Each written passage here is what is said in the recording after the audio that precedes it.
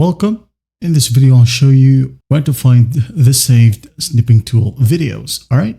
So normally when you take a snip or a video using the snipping tool, it will ask you where you wanted to save the video. Okay. I'm going to stop it right here. I'm going to save it.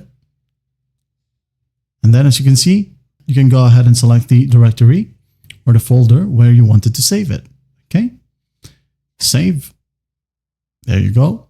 Now, if you didn't use this feature or option, you can go ahead and find the videos in.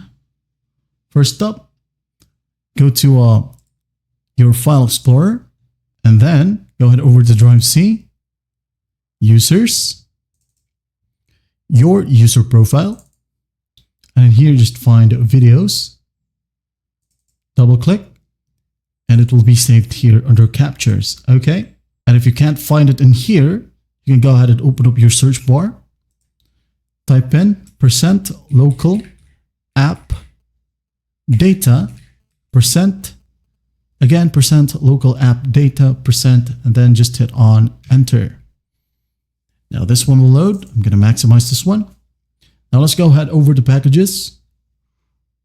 Right here, double click, then Microsoft.ScreenSketch. All right.